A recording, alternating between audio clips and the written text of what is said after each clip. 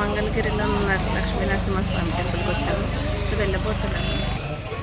ఇక్కడ నుంచి ఎంట్రన్స్ వల్ల ఇక్కడ స్కాన్ చేస్తే గుడి గురించి మొత్తం ఇన్ఫర్మేషన్ వస్తుందంట.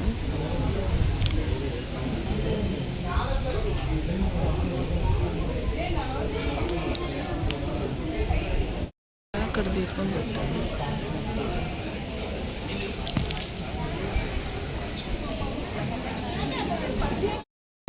పైకి వచ్చేసాము. ఇక్కడ నుంచి లోపలికి వెళ్ళాలి. సరే కింద ఉన్నదంతా మంగళగిరి.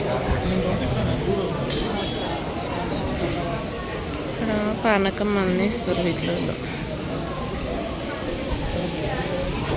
చూసారా ఈ కింద ఉంటుంది అహోబిలంలో లాగానే ఇది కూడా కొండపైన ఒకటి కొండ కింద ఒకటి ఉంటుంది. చూడండి గుడి గురించి అంటుంది. అహోబిలంలో ఉన్నట్టే ఉంటుంది ఇది కూడా. ఇదే పానకాల లక్ష్మీ నరసింహస్వామి గుడి అంటారు కదా, ఇదే మంగళగిరిలో ఉంటుంది కొండపైన.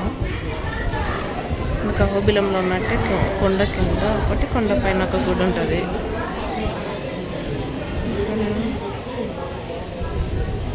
మంగళగిరి ఊరు. అలా బిందెలలో పానకం ఇస్తారు. లోపలికి వెళ్ళిపోవాలి.